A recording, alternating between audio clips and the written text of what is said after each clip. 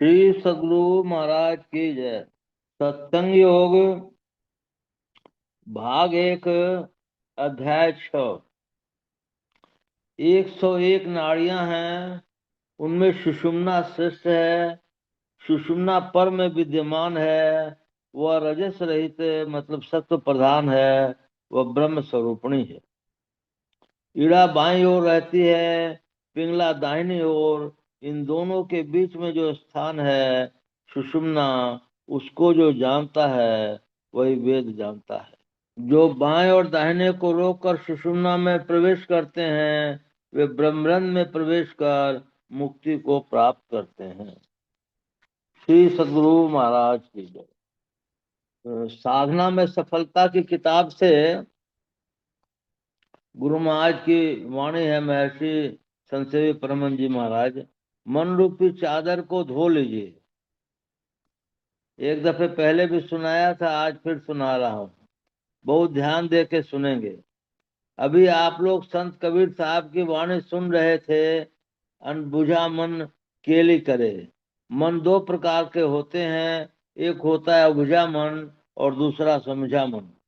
जो विषयोन्मुख है वह अबुझा मन, और विषय की ओर से हटकर जो निर्विषय की ओर जाता है वह समझा मन है। जो समझ गया है कि अब वह अबुझा नहीं रहा, समझा हो गया। हम लोग समझते हैं, समझाते हैं, फिर भी मन अबुझा ही रह जाता है। वो स्वामी तुलसीदास जी ने कहा है, सुनिए गुनिए समझिए समझाइए, दशा हृदय नहीं जावे। हम लोग बहुत सुन चुके हैं और गुने भी हैं। अपने अर्जित ज्ञान के आधार पर समझने की चेष्टा भी हमने की है और दूसरों को समझाते भी हैं। लेकिन अपने हृदय पर हथेली रखकर हम अपने आप से पूछे कि क्या जैसा हम समझा देते हैं वह स्थिति हमारी अपनी आई है? क्यों नहीं आई है? इसलिए कि हम साधना नहीं करते। अगर हम अंतर साधना करें तो जैसा हम दूसरों के लिए कहते हैं वैसा ही स्वयं भी बन सकते हैं। जब तक हम अंतर साधना नहीं करेंगे हमारी स्थिति नहीं बदल सकती। अंतर साधना के क्रम में सर्वप्रथम हम श्रवण करते हैं। श्रवण के बाद मनन और मनन के बाद निधिध्यासन होता है। निधिध्यासन के बाद अनुभव ज्ञान होता है। श्रवण मनन तो हुआ, निधिध्यासन हुआ ही नहीं, तब अनुभव कैसे होगा? अनुभवहीन होने के कारण कहने के समय में हम सब उपदेश कह जाते हैं, पर जैसे ही मौका मिलता है हमारा असली रूप सामने आ जाता है। ऐसा इसलिए कि हमने साधना की नहीं, हमारी बुराइयां छूटती नहीं, तो कोरे उपदेश से क्या होगा?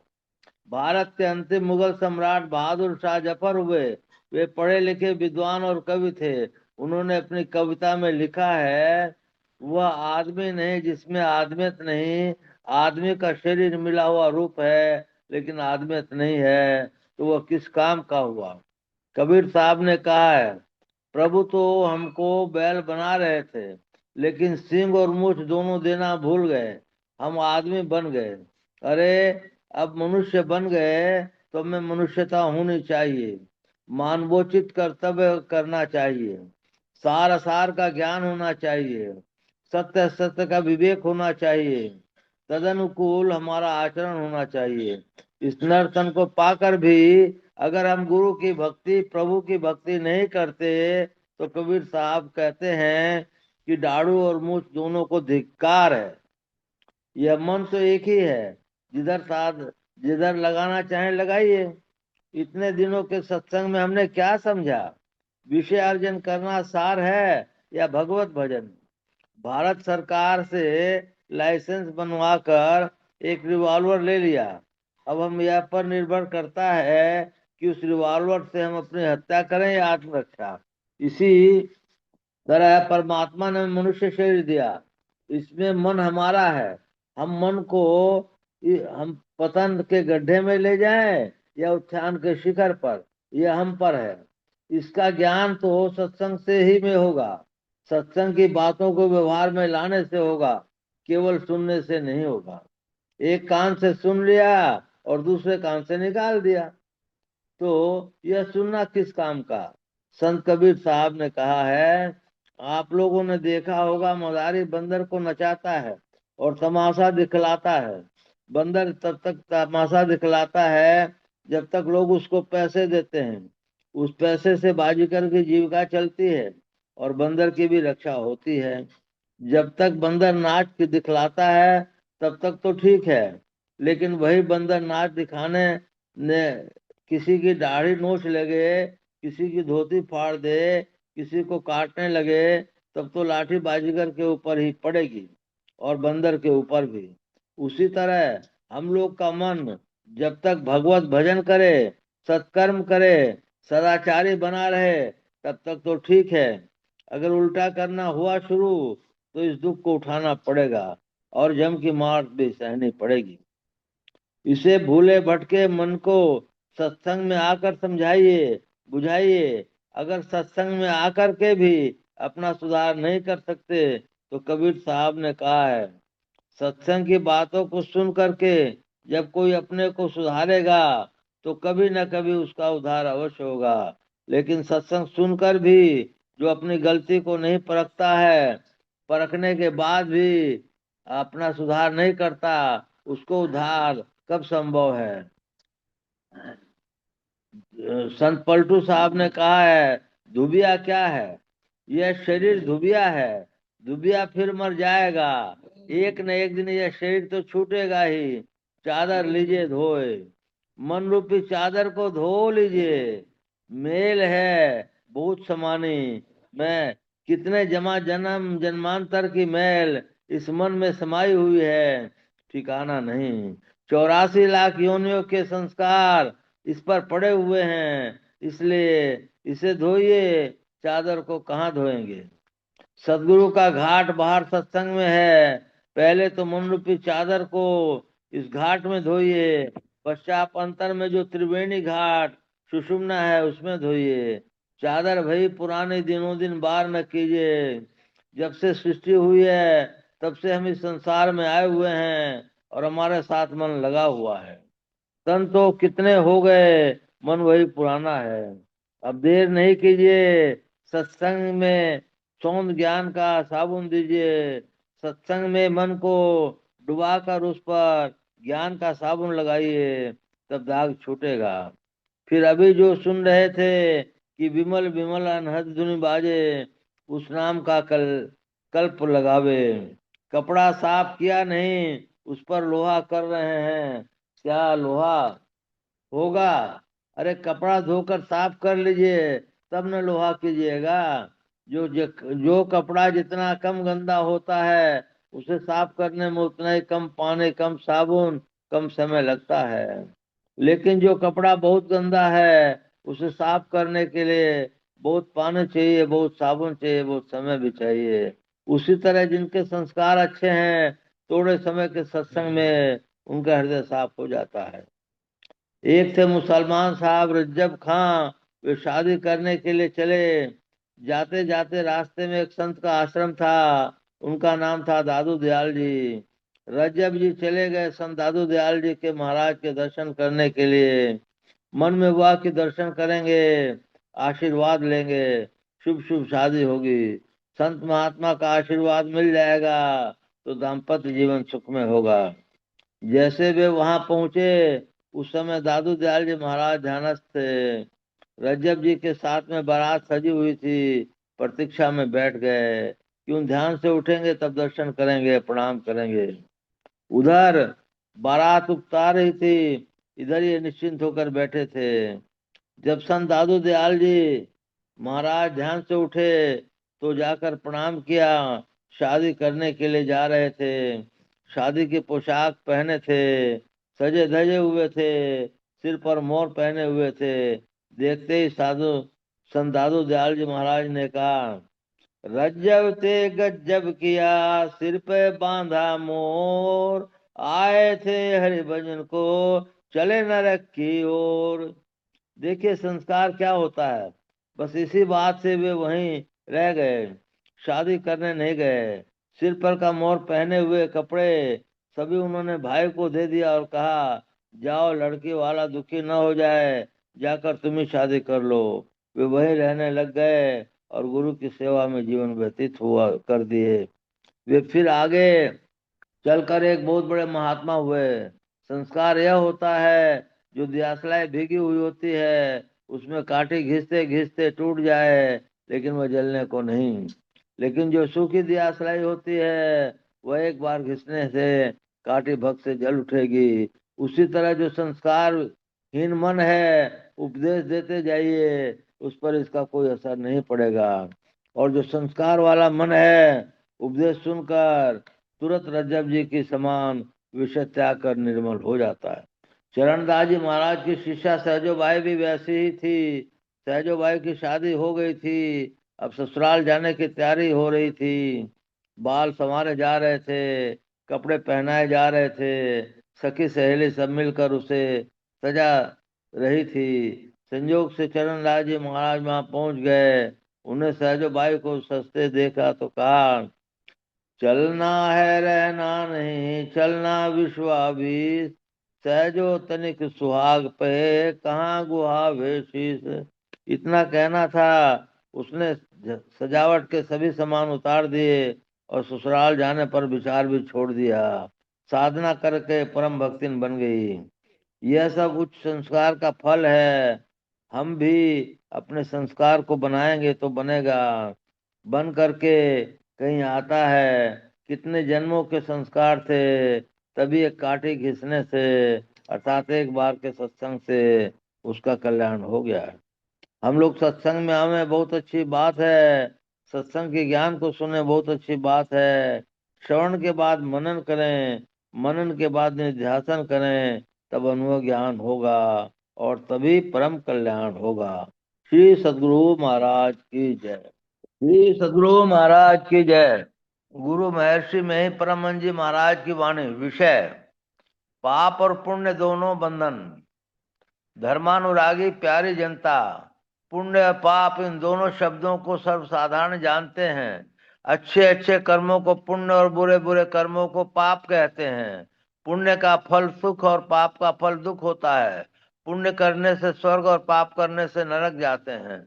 दोनों भोगियों को पुनः जन्म होने पर स्वर्ग जाने वाले श्रीमान के घर में और दूसरे ठीक उसके उल्टे घर में जन्म लेते हैं। पाप को लोग पसंद नहीं करते, पुण्य को पसंद करते हैं। पाप करने वाले की बदनामी और पुण्य करने वाले की नेकनामी होती है। पाप करने वाले प्रतिष्ठा और पुण्य करने वाले प्रतिष्ठा प्राप्त करते हैं। पुण्य वांछनीय और पाप अवांछनीय है। ऐसा कोई नहीं जिससे कुछ पुण्य और पाप नहीं हुआ हो। कुछ लोगों से पुण्य अधिक और पाप कमती होते हैं, वे भले कहे जाते हैं। किसी से पाप अधिक और पुण्य कमती होते हैं, वे बुरे कहे जाते हैं। ऊंचे पद पर रहने वाले भी यदि पाप करते हैं तो सामने से नहीं किंतु पीछे से लोग उसकी निंदा करते हैं। कुछ भले लोग भी ऐसे काम करते हैं और भले कहे जाते हैं, किंतु वो भले नहीं हैं। उनके सामने में उनको बुराई लोग नहीं करें, किंतु पीछे अवश्य करते हैं। लहसुन खाने से गंध होती है, छिपती नहीं है। उसी प्रकार एकांत में पाप करने पर भी वह प्रकट हो जाता है। श्री राम को मर्यादा पुरुषोत्तम का पद लोग ने संसार में दिया। उनको लोग विष्णु भगवान का अवतार भी कहते हैं। उनकी जितनी प्रतिष्ठा है औरों की उतनी नहीं हो सकती। राजनीति का पेंच और बाली को मिला हुआ वरदान की कठिनाई के कारण उन्होंने बाली को छिप कर मारा। उनसे भी भूल हो गई। बाली का शासन कुशासन था, उसने अपने भाई के साथ अन्याय किया था, ऐसा श्री राम ने उनसे कहा भी। बाली को वरदान था कि उनके सामने होकर लड़े, उसे दूना बल उसको हो जाएगा। इसलिए सुग्रीव से लड़ते हुए बाली को विपट ओट देख रघुराई तुलसीकृत रामायण में लिखा हुआ था। बाली के मारे बिना उनका कुशासन शांति नहीं मिलता, इसलिए श्री राम ने उनको मार डाला। फिर भी कितने लोग कहते हैं कि श्री राम ऐसे महान से भी भूल हुई। बाल्य जानता नहीं था कि वह किधर से बाण आवेगा। वह तो अपने भाई से लड़ता था। उसका बदला दूसरे अवतार में अर्थात कृष्ण अवतार में भगवान को व्याधा ने छिपकर बाण से मारा था। महाभारत के मैदान में भगवान श्री कृष्ण को किसी अस्त्र से कुछ नहीं हो सका, जैसे समुद्र में सब लय होते हैं, उसी तरह सब अस्त्र शस्त्र उनकी देह में लय हो जाते थे, किंतु एक तीर से उनका शरीर छूटता है। गोया बाण को वह ग्रहण कर लेते हैं। युधिष्ठिर को लीजिए, इतने धर्मात्मा कि उनके रथ का पहिया पृथ्वी के ऊपर होकर चलता था, जमीन में स्पर्श नहीं करता था। राजनीति में पेच आता है, दोनों दल आमने सामने युद्ध के लिए खड़े हैं। युधिष्ठिर अस्त्र शस्त्र छोड़कर खाली देह भीष्म के पास चले जाते हैं। लोग समझने लगे कि उनकी शरण में जा रहे हैं। कौरव दल से खूब हंसी मच रही थी। भीष्म पितामह को जाकर राजा युधिष्ठिर ने प्रणाम किया और कहा, आप वरदान दीजिए कि मैं शत्रुओं को परास्त करूं। भीम बोले, तुम बड़े सुशील हो, मैं कौरव की ओर से तुम्हारे विरुद्ध लड़ने को हूँ, फिर भी तुमने मुझको आकर प्रणाम किया, मैं बहुत प्रसन्न हुआ। वर मांगो, किंतु मुझको अपनी ओर से लड़ने को छोड़कर। युधिष्ठिर ने कहा, वर दीजिए कि मैं जीत जाऊं। भीष्म बोले, तुम सब भाई मिलकर मुझे किसी तरह गिरा देना। फिर वह द्रोणाचार्य के पास आए और उनको प्रणाम किया। वे बोले कि मैं कहता हूँ तुम सब भाई मिलकर किसी तरह मुझे मार देना। पुनः वे कृपाचार्य के पास गए और उन्हें प्रणाम किया। उन्होंने कहा, मेरे रहते हुए हुए भी तुम जीतोगे। भीष्म के गिरने के बाद द्रोण सेनापति हुए और युद्ध आरंभ हुआ। घनघोर लड़ाई हुई, द्रोण हारते ही नहीं थे। अश्वत्थामा नामक एक हाथी को मारकर भीम ने हल्ला कर दिया कि द्रोण पुत्र अश्वत्थामा मारा गया। भीम की बातों का द्रोण को विश्वास नहीं हुआ। श्री कृष्ण के कहने पर लाचार होकर युधिष्ठिर को झूठ बोलना पड़ा। द्रोणाचार्य ने युधिष्ठिर से 3 बार पूछा। तीनों बार युधिष्ठिर ने नर अश्वत्थामा के मरने की बात कही। इतने बड़े मनुष्य से भी पाप हो गया। उन्होंने कितने तीर्थ व्रत यज्ञ दान आदि पुण्य कर्म किया था, किंतु झूठ बोलने का एक पाप कर्म करने से उन्हें नरक देखना पड़ा। भले वो प्रकृति वश चूक भलाई, लाचार होकर भी ऐसा काम हो जाने पर कोई पाप के फल से बच नहीं सकता। पाप का फल अवश्य भोगना पड़ेगा। लोग पाप करते हैं और चाहते हैं कि पाप का फल दुख न हो, तो क्या ऐसा कुछ उपाय है जिससे पाप का नाश हो जाए? तो ध्यान बिंदु पश्चिम में आया है, यदि शैल समम पापम विस्तीर्णम बहुयोजनम विद्यते ध्यान योगेन नान्यो भेद कर। कई योजन तक फैला हुआ पहाड़ के समान यदि पाप हो तो वह ध्यान योग से नष्ट हो जाता है। इसके समान पापों का नष्ट करने वाला कभी कुछ नहीं हुआ है। कर्म 3 प्रकार के होते हैं, क्रियमान, संचित और प्रारब्ध। जो किसी प्रारब्ध के कारण से नहीं होता, केवल पुरुषार्थ ही से होता है, वह नया है। पुराने कर्म के कारण से ऐसा हुआ सो नहीं, वह क्रियमान कहलाता है। जितने कर्म करते हैं वे सब जमा होते हैं, उन जमा में से थोड़ा थोड़ा भोगने के बाद है प्रारब्ध। और अभी जो जमा है उससे जमा होता है, वह है संचित कर्म। ध्यानाभ्यास करने वाला क्रियमान कर्म फूल पाप से बचता रहता है, क्योंकि पाप करने वाले से ध्यान होगा नहीं। पाप करने वाले को मन विषय होता है, वह संसार में लिपटा रहता है। उसे ध्यानाभ्यास में एकाग्रता आवे, इसका ध्यान बने, यह संभव नहीं है। ध्यान करने वाला मन को विषयों में हटाता है और पाप से बचाता है। खाना पीना पहना फिर पहनना भी विषय है, किंतु वह इन सबको भोगते हुए इनसे लिप्त नहीं होता। डॉक्टर जानता है कि शरीर अस्वस्थ होने से कौन भोजन नहीं करना चाहिए और कौन भोजन करना चाहिए। उनकी बातों के अनुकूल रोगी चलता है और धन पास रखने वाला धनी यात्री संकट के रास्ते से बचता है। बुद्धिमान पापों से बचने का इच्छुक गुरु वाक्य के अनुकूल विषयों के कुपथ्य से बचता है और वह परमार्थ मार्ग का यात्री प्रमाद और कुसंग रूपी संकटों से भी बचता है। इसलिए क्रियमान पाप कर्म उसको नहीं होता है। शरीर में बरतते हुए प्रारब्ध का भोग नहीं हो कब संभव है। कितना हो ध्यान में चढ़ा हो, उसका फल भोगना ही पड़ेगा। किंतु उसका भोग वैसा होगा जैसे कोई मद्य या भांग पीने वाला मस्त हो जाता है। तब कहीं चोट लगने से उसको दर्द उसे कम मालूम होगा। डॉक्टर क्लोरोफार्म देकर किसी रोगी को चीर फाड़ करता है किंतु उसको दर्द मालूम नहीं पड़ता। उसी प्रकार भजन के नशे में उसे कर्म फल भोग का दुख और सुख कभी कम और कभी कुछ मालूम नहीं पड़ता। संसार का सुख भी उसे आकर्षित नहीं करता। वह सुख को सह लेता है। साधारण लोग सुख नहीं सह सकते, दुख को भले सह लें। सांसारिक सुख में लिप्त होना और अहंकारी बनना सुख नहीं सह सकना है। किंतु ध्यानाभ्यासी सुख दुख दोनों को सहते रहते हैं। फिर ध्यानाभ्यास द्वारा उर्गति होती है और अभ्यासी कर्म मंडल को पार कर जाता है। उसका कर्म भी जल जाता है और उसके तीनों कर्म नष्ट हो जाते हैं। इसलिए उपनिषद में लिखित श्लोकों से में ध्यानाभ्यास द्वारा कर्मों का क्षय दृढ़ता से बतलाया गया है। पाप पुण्य दोनों कर्मों के फलों से बचने के लिए ध्यानाभ्यास करना सीखो। पाप पुण्य दोनों बंधन है। ध्यान क्या है? ध्यान निर्विषय मन। विषय को मन जरा भी नहीं पकड़े। रूप रस गंध स्पर्श और शब्द, ये पांच विषय हैं। इन विषयों को छोड़कर मन रहे, ऐसा होना मन के लिए मुश्किल है। मूर्ति ध्यान रूप से हो जाता है। भोजन करते ही कुछ रस हो जाता है। संसार में रहोगे कुछ न कुछ गंध लगेगी ही। जब करते हो शब्द को पकड़े हुए हो, विषय से मन नहीं हटा।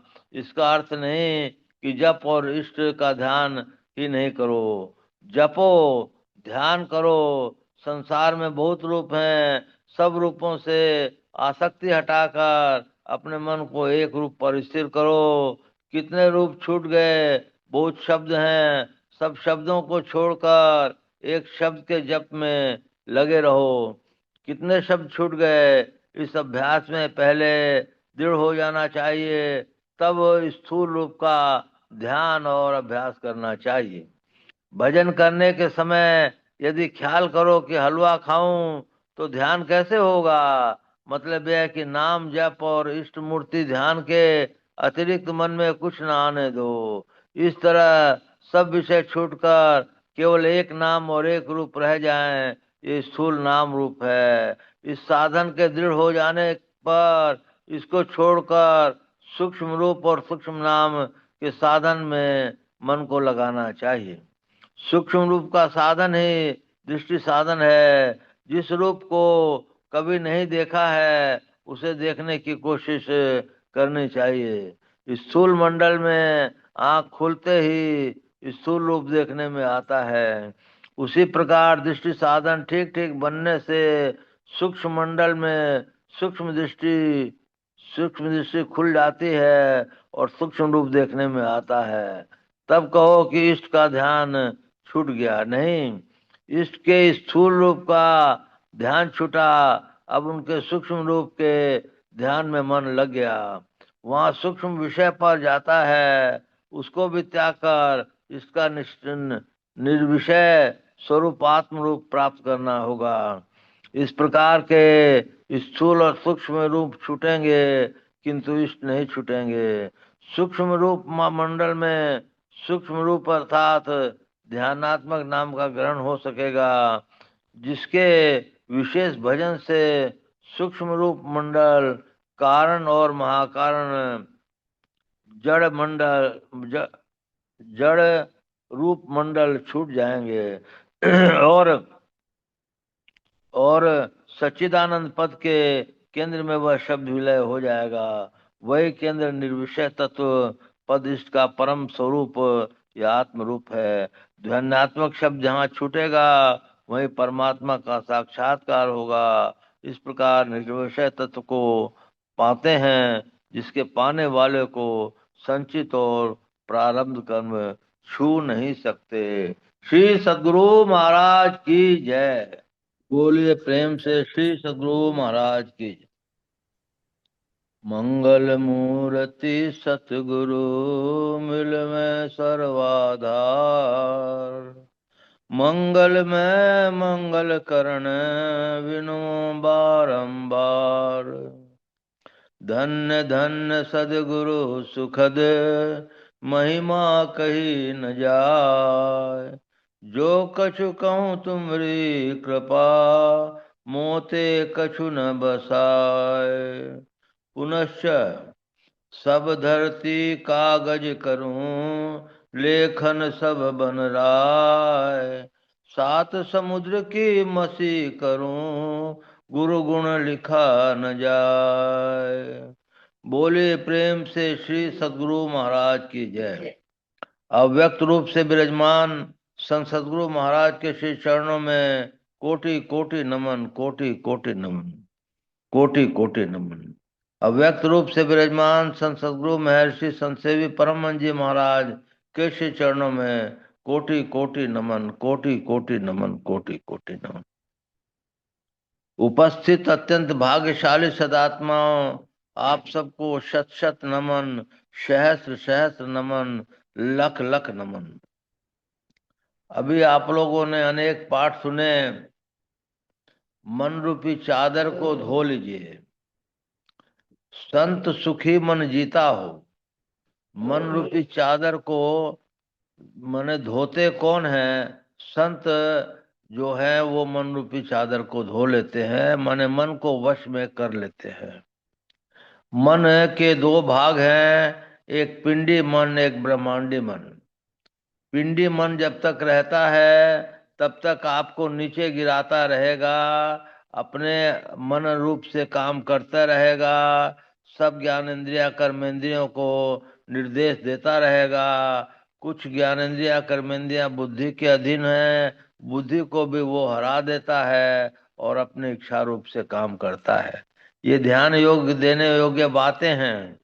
इसलिए मन को पिंडी मन से ब्रह्मांडी मन कर लेना बहुत जरूरी हो जाता है। क्योंकि जब तक वो ब्रह्मांडी मन नहीं होगा, अपनी इच्छा अनुसार काम करते रहेगा और उसकी इच्छा गलत भी हो, ये बहुत ज्यादा संभव है। लेकिन ब्रह्मांडी मन की इच्छा गलत हो, ये संभव नहीं है। तो ब्रह्मांडी मन कब होगा? ध्यान योग से होगा। ध्यान योग उसका बन नहीं सकता जिसका चरित्र में या और तरह करके वही खराबी हो, तो वो ध्यान में बैठ नहीं सकता। ध्यान में बैठ भी जाए तो ध्यान लग नहीं सकता। इसलिए हम लोगों को पहले पिंडी मन से ब्रह्मांडी मन को बनाना चाहिए। मन रूपी चादर को धोने के एक तो बाह्य उपाय है, एक आंतरिक उपाय है। बाह्य उपाय में बोली चाली में बंधन रखना चाहिए, खाने पीने में बंधन रखना चाहिए और सभी बातों का बंधन रखना चाहिए। और आंतरिक इसमें ध्यानाभ्यास की सतत प्रयास, सतत परिश्रम करते रहना चाहिए।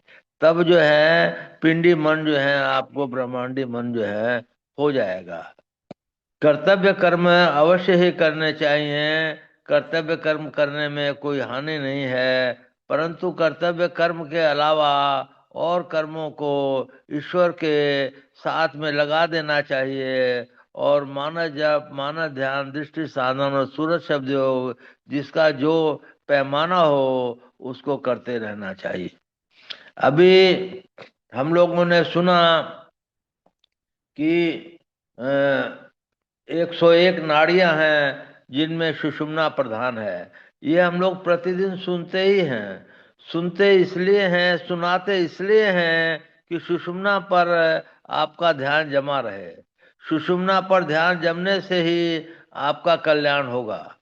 हम लोग तो ये बोलते हैं, करते हैं, सुनाते हैं, लेकिन विचार कीजिएगा कि जब से पृथ्वी बनी है हम लोग जो है इस संसार में हैं और हमारा मन भी इस संसार में है।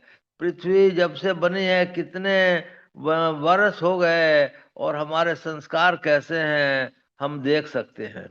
ये हम लोग बड़े भाग्यवान हैं जो इस सत्संग में जुटते हैं, और जो नहीं जुट पाते हैं वो अपना कर्तव्य कर्म जो सत्संग होना चाहिए वो नहीं कर पाते हैं। मेरी उन सबों से भी प्रार्थना है कि उसमें जरूर जुटे, उनका नुकसान नहीं होगा। महर्षि में परम जी ने कहा है कि मैंने सत्संग सुनाया किया है तो किसी को नुकसान अभी तक नहीं हुआ है। इसी तरह से सत्संग सुनने मात्र से भी नुकसान नहीं होगा। अगर उसको पालन में लाया जाए तो बहुत बड़ा फायदा होगा। यदि शैल समम पापम विस्तीर्णम बहु योजनम विद्यते ध्यान योगेन नान्यो भेद कदाचन। यदि पहाड़ के समान कई योजन तक फैला हुआ पाप हो तो वो भी ध्यान योग से नष्ट हो जाता है। उसके समान पापों को नष्ट करने वाला कभी कुछ नहीं हुआ।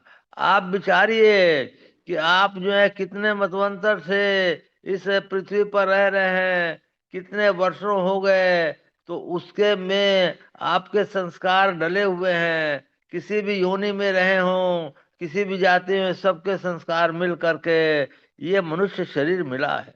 परम प्रभु परमेश्वर की कितनी अनुकूल कृपा है कि उन्होंने आपको मनुष्य शरीर दिया। और फिर भी यदि हम लोग नहीं संभलते हैं तो संभलने का मौका मिलना बहुत मुश्किल है। मनुष्य शरीर तो मिला ही, मनुष्य शरीर मिलने के बाद हम लोग को सच्चे सदगुरु मिल गए।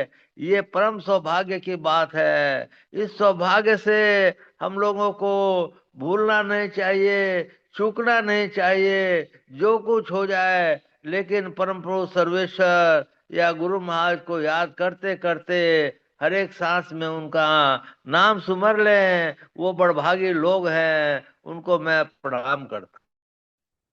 ध्यान योग में आ जाते हैं तो ध्यान योग में आपको जो है प्रकाश मंडल, सूर्य मंडल, सारा कुछ साफ दिखाई देता है। और ध्यान योग के बाद आप लोग जो है माने